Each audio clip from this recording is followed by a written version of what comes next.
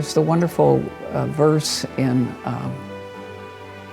one of the hymns that says, we come to church not as strangers or as guests, but as a child at home. And that's always my feeling at St. Luke's, that I've come home, and that this is a community of people that cares for me and cares for one another. I say it many times, but it's so true every time. It's just, they treat you like a family. They bring you in and they care and they talk, and they could talk your ear off, but you're enjoying it because they're so nice about it. And it's really just good. It's a good feeling when you go and just enjoy the sermons, enjoy the people, and just, you can really feel the energy that's in the church every Sunday because of just how close everyone is. We walked in here on a Sunday. It was the first church we came to. Mother Barb met us. She introduced us around during coffee hour. We were enchanted by the friendliness and also the lack of clinginess that people had.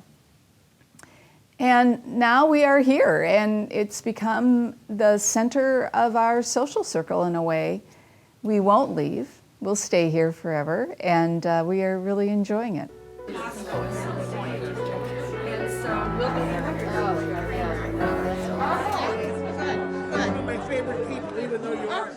I would describe St. Luke's as a welcoming place. All are welcome here, from any background, from any persuasion, and people are genuinely welcomed. When we've had friends who have worshiped here, if my wife has brought someone along, they have felt incredibly welcomed here. They may not be Episcopalian, they may not know the liturgy totally, but they feel that they are very much part of the community when they're here. It's for sure the people, the energy that's at St. Luke's, the friendliness. I know that when we're there, there's nobody left out on the perimeter. Everybody, there are people that'll reach out to a newcomer and introduce themselves and say, well, where are you from? Or are you just visiting? Or how long have you lived here? So it's not just going to church just because you have to be there. It's because you enjoy being there. You are learning something. You are worshiping together. And just, I think the community is what gives me the most joy. I know what brings me joy is not only what you said, but also it's the smiles and the hugs. Oh yeah. that really means a lot to me personally, and that's, I think, shows me how people at St. Luke's really care. You walk in, you get a smile. You give a nice smile, and what they say is the next thing, but I really enjoy that. The biggest difference St. Luke's has made to us is when we moved up here. We were full of dreams and hopes and excitement about moving to Door County. We've always been coming up here. We love it. I grew up in a very small town, so this feels like home. But it's not where I grew up. I don't have a name that's linked to the locals, so to speak. St. Luke's gave me an opening to become part of the community and to feel comfortable and to feel like this really is home. I have a church and I know people there and they welcome me, and I feel like Jesus came and just kind of tapped us on the shoulder and said, just go in there, you'll be fine. And that's how I feel.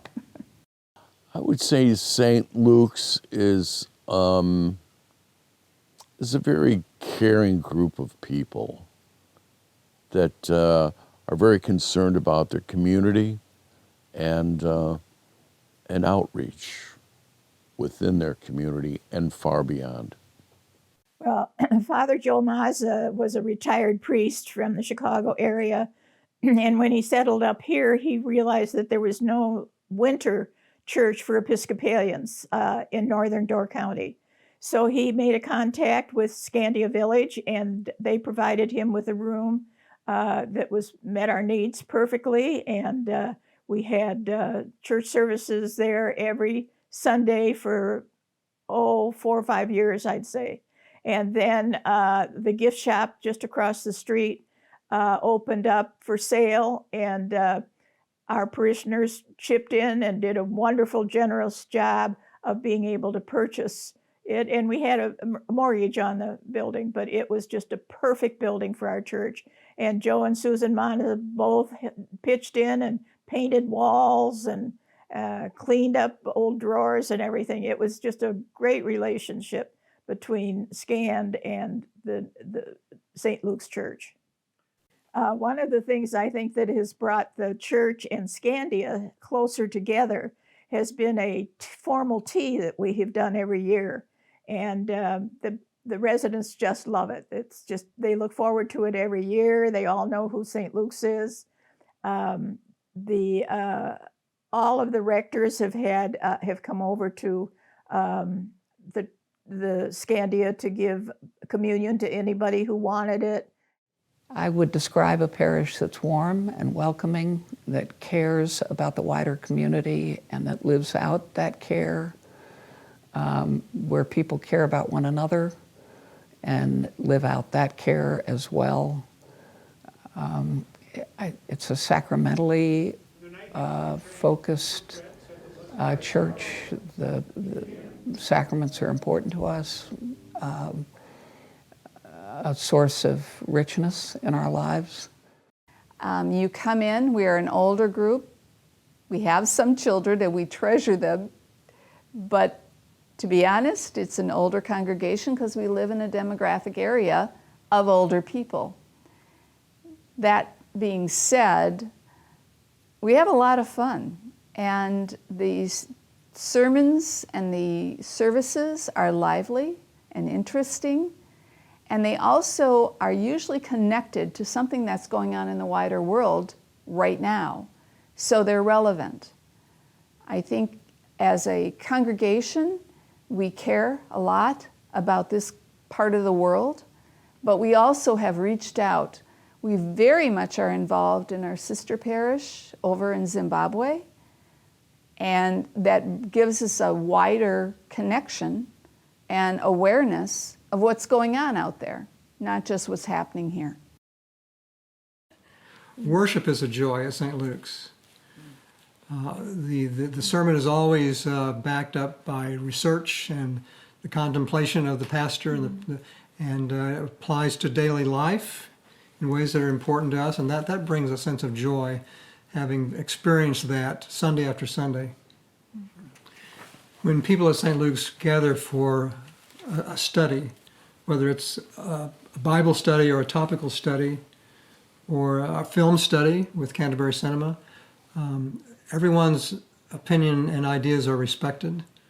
And it's a chance for me to grow from hearing people respond to my ideas and they're being open to receiving my ideas as well. There's a sense of joy in being a part of that. They would also find a sense of humor and a sense of fun, as well as a definite time to worship together, and having a very meditative nature to the service as well. So it's a wonderful combination of things that make your spirit soar. Particular ministries that stand out here, I think, are our outreach to our companion diocese in Zimbabwe, the Diocese of Mashvingo. We received a really wonderful bequest about 9 months ago, and we tithed that. Much of that money went to local and regional organizations, but we gave $15,000 to the Diocese of Mashvingo, and we've just heard that will be used to help install an irrigation system at a vegetable farm at the diocesan school which will be useful in just a great many ways, both in feeding the students, but in also teaching them agricultural practice and so forth. So I think that's a really gratifying thing to be able to be involved with. Additionally, in terms of our own community, I really value the Canterbury Cinema, the opportunity to get together and watch challenging films. This isn't just entertainment, but these are meant to provoke us and help us think and talk about them afterwards. And I enjoy our foyer dinners where we get together in small groups through the year and can develop friendships that might not otherwise have a chance to grow. The Diocese of Mashpingo is something near and dear to my heart. When Bishop Godfrey and his wife Albertina and Reverend Fungai came for a visit, it was just incredible. I mean, the Reverend and I hit it off automatically. It was just incredible, like we're brothers from different mothers. But no, it's blossomed what we've done and helped with the community over there. Drilled one well at St. Peter's. We're working on the irrigation system now at Christ the King, and with their 600-acre farm. It's going to make a huge difference, you know, for the academy there of 1,000 students. So we have a very, very warm relationship. St. Luke's is a blessing to the wider community, maybe in ways that the community is not even aware of.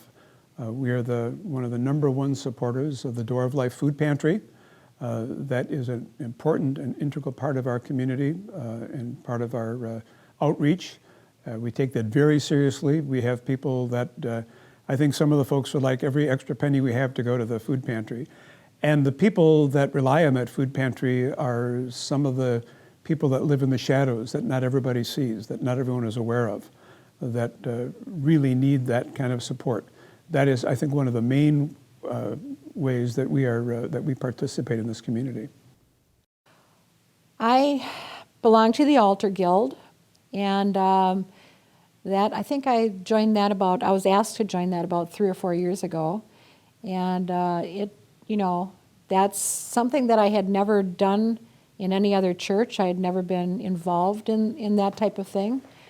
So, plus I am involved in the outreach program, which means that we get together and we decide how to share our money that we make or we get through the church with people who need our help, and that's something that I'm really like, because we're in an area that there are a lot of people that do need help, and there's nothing better than helping the needy.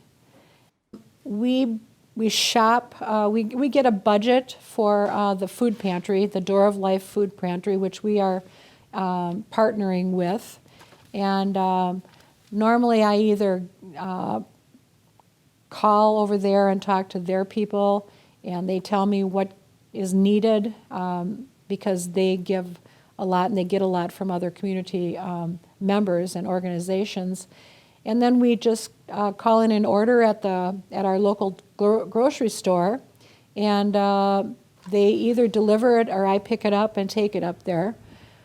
Everybody is working 2 or 3 jobs, the younger people, and they have children, and the cost of living up here is very high because of the tourism, and we have a lot of very expensive homes, which raises the taxes, which raises the price of homes, and the food costs go up, and we do have poverty up here, And we know it, and that's what we need to do, is help these young people and older people too, because the retired people that are on fixed incomes have problems too.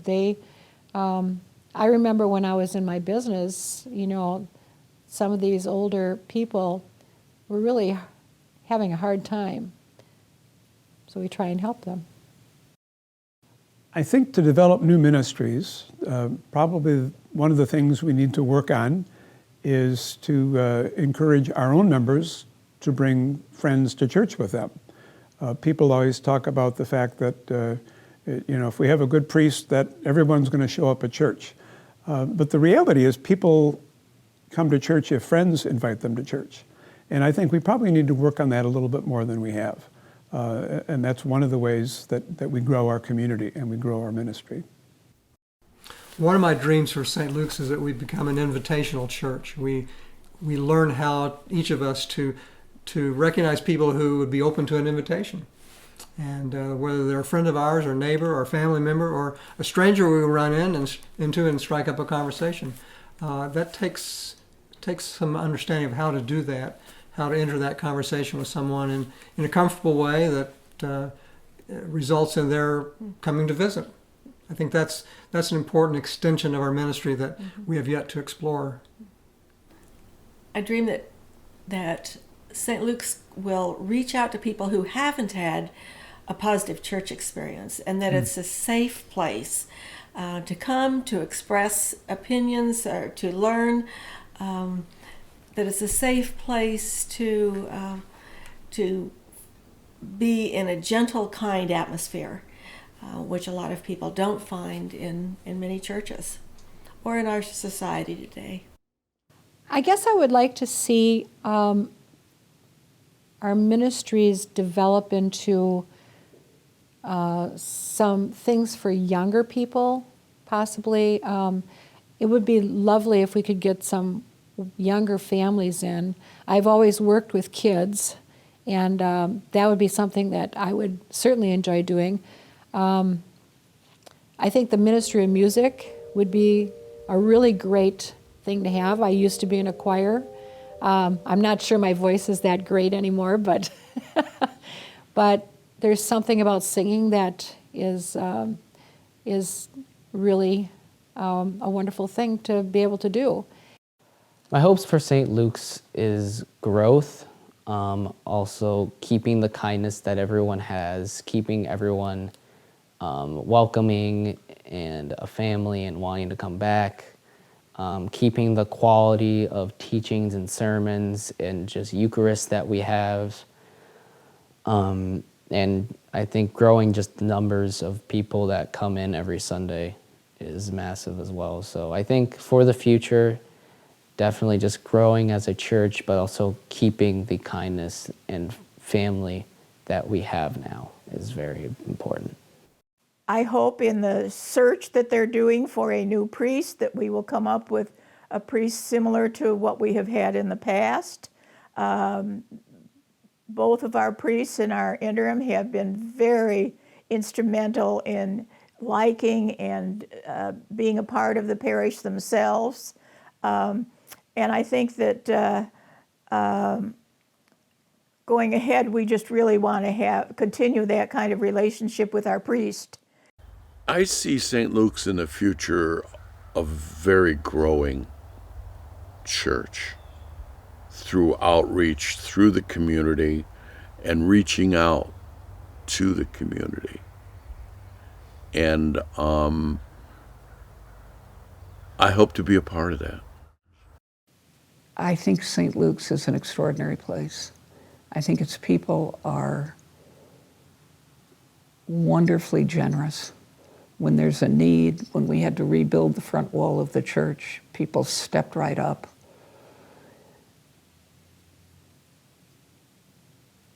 I hope that we can grow in our understanding of stewardship as an ongoing, week by week commitment, a sharing of what we have, which after all has all come from God, and that we can fully commit to the growth in stewardship that we will need if we are to engage a full-time rector. My dreams, I believe, for St. Luke's is that we do continue with some of the strengths that we have. We talked about that earlier, the welcoming, caring, pastoral care, but also to bring about the excitement of being successful, of getting younger people, and being as welcoming to that challenging population. And so I think that's my dreams to do that, but definitely to continue what we already have, not to lose that or to try to exchange it. What do you think? I agree, to continue with some of the programs, the different activities that we've had that have kept us together. I think of the we started out with the gourmet meals, and that was a really neat way of bringing people together. You get to know each other when you sit down and eat a meal. And then we had the foyer groups, which kind of was a continuation of that. I hope that we continue with some of those things, because when we have new people coming to check us out, it'll be good that we have these things in place, that they know that, oh, that might be a way to get to know people better and keep that connectedness with the St. Luke's community. I think this is an exciting time. Do you? For St. Luke's. That we're still here to experience a new chapter in our community. So it'll be interesting, and I'm glad to be part of that. I think that's exciting. It'll be stimulating in various ways. So I think that's just a personal feeling, but something I look forward to.